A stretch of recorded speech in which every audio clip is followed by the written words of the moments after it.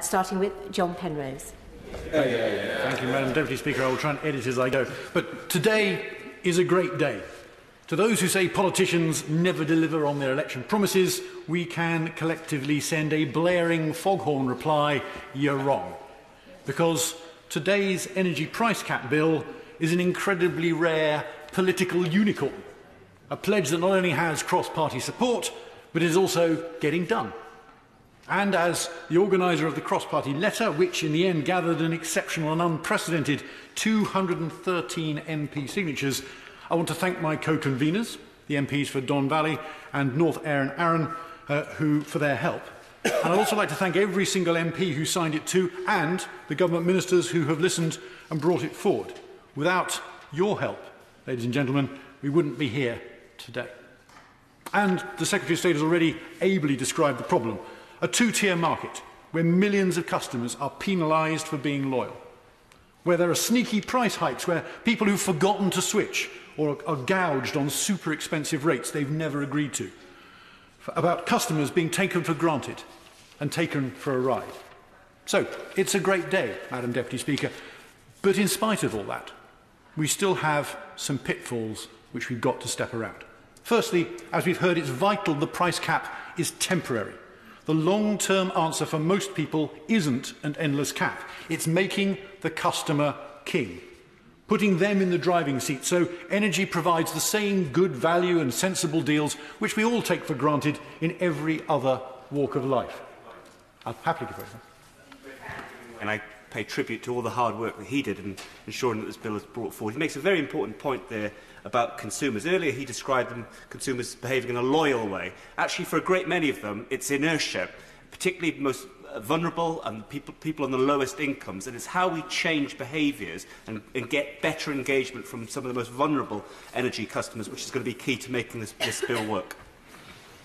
Madam Deputy Speaker, my right honourable friend, who was one of the co-signatories of the letter, and I thank him for that, makes a very important point. It isn't just vulnerable customers, of course, it's many of the rest of us who are time poor.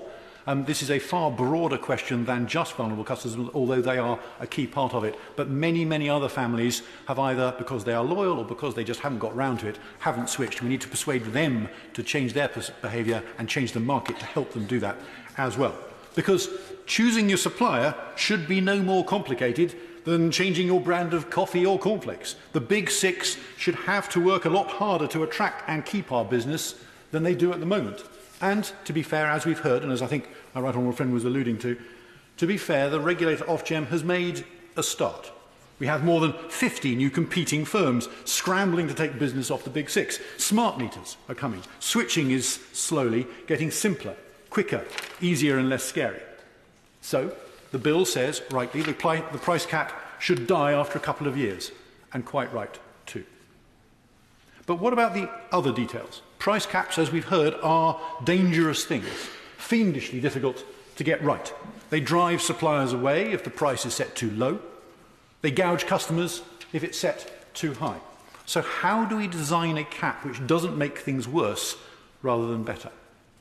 Well, the bill says the price will be set by an all-knowing committee of Ofgem regulators every 6 months. But the international price of energy moves around every day, and while I'm sure Ofgem is full of clever and well-intentioned people, no one is that clever. Any energy trader will tell you that it's impossible to know what the price will be in the next 6 minutes, let alone the next 6 months.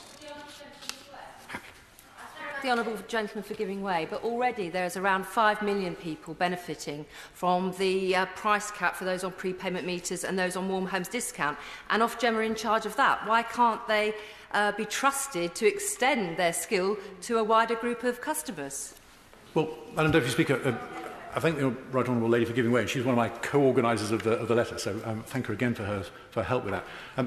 I guess the point is that people, individuals, no matter how clever, no matter how good and high calibre a committee you have, are just not as good at price discovery as a market is, providing the market runs properly. And I've heard her when she was Shadow Secretary of State for Energy, I think, but I could be wrong on her previous roles, make a point about having to get a better energy market with better price discovery and reinserting the pool, I think it was one of the ideas she came up with, precisely because of that point. So Ofgem, no matter how hard they try, how well-intentioned they may be, they just won't get it right on a large proportion of the times. And so, well, I'll happily, and then I'm make some progress because of the time.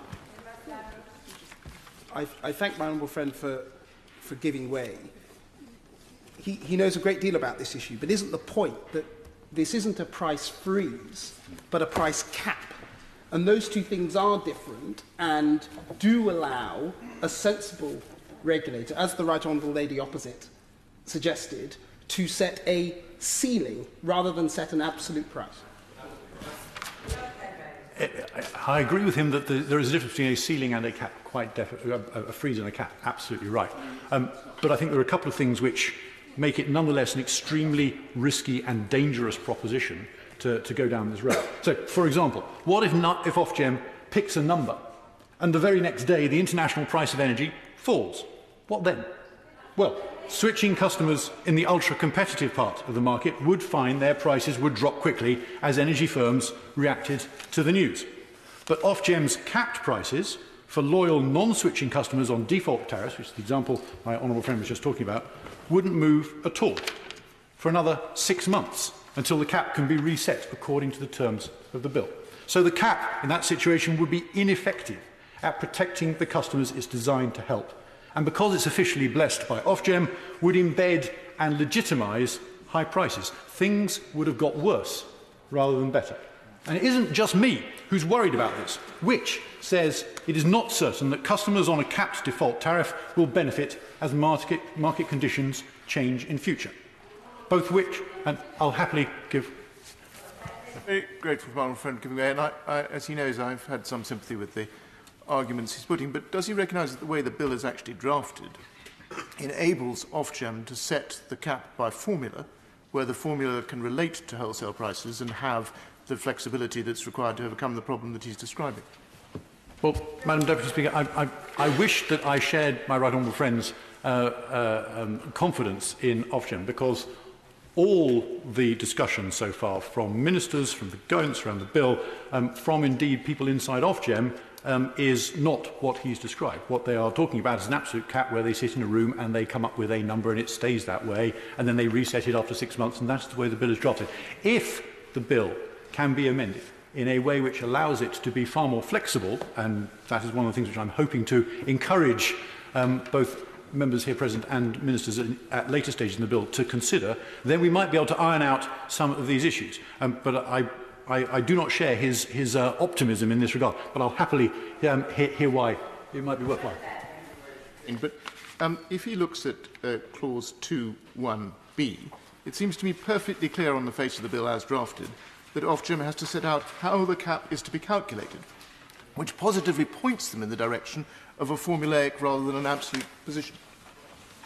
But as my right honourable friend will know, it also says elsewhere, particularly in the guidance and in many of the other pieces around this, that we are looking at an absolute cap. And the word absolute is used quite repeatedly, and it's been used to me repeatedly in conversations with ministers as well. So if we can remove those other points as well, so that they are not going to push us in the direction which I worry about, then I think many people here will be a great deal more reassured. I mean, we will have to come back to this at the point of report. I will give way one more time, and then I will have to make some progress because the Deputy Speaker is catch. I'm very grateful to him, and I certainly won't press the point beyond this, but doesn't he need to distinguish between absolute, which means not relative, i.e. not relative to other tariffs, and formulaic and flexible, which the drafting certainly does allow, as opposed to a point which is set by a committee for 6 months? Madam Deputy Speaker, this is something we will need to come back to, but I would suggest that is something which would be tremendously helpful if Ofgem perhaps would come up with some clarifications around, because it might reassure me and others. So far I have heard nothing to reassure me in that direction. In fact, quite the opposite. But as I was saying, it isn't just me who's worried about this. Both Which and U-Switch worry it will mean cheaper fixed deals will be withdrawn from the market. Leading challenger energy firms like Octopus, Utilita, Utility Warehouse, Ebico, Good Energy are all worried that Ofgem's price-fixing efforts will inevitably get it wrong.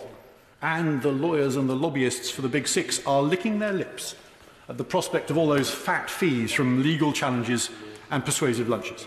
It's no coincidence they're already demanding the bill should allow expensive and time-consuming appeals to the CMA whenever Ofgem's committee sets a price.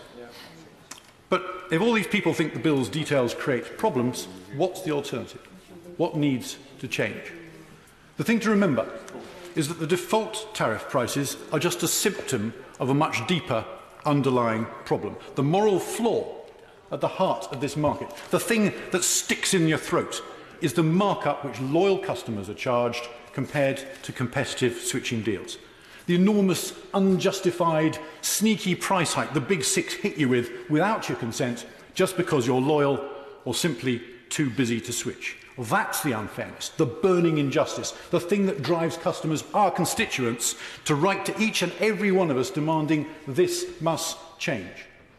So if the problem is the markup between the competitive deals and the default tariffs, why does the bill only address half the problem, the price of the default tariffs, rather than the gap between the two? If we're really serious about solving the problem, why not cap the gap instead?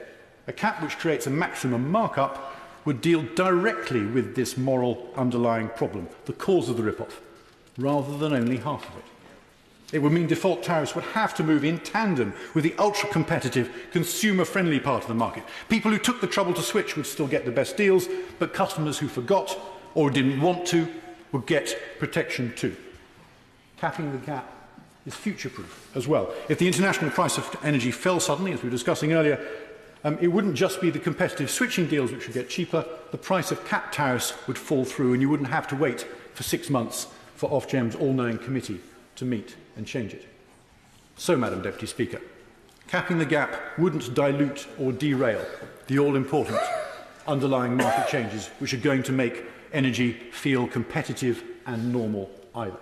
Customers would still have plenty of incentives to start switching.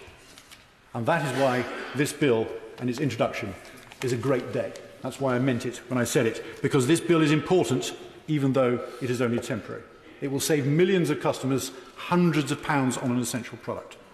And while it isn't perfect, and it could be better, it is nonetheless a very important step. So for the moment, for the principle of the thing, for the second reading debate today, let's just celebrate the fact it's here at all and support it when it comes.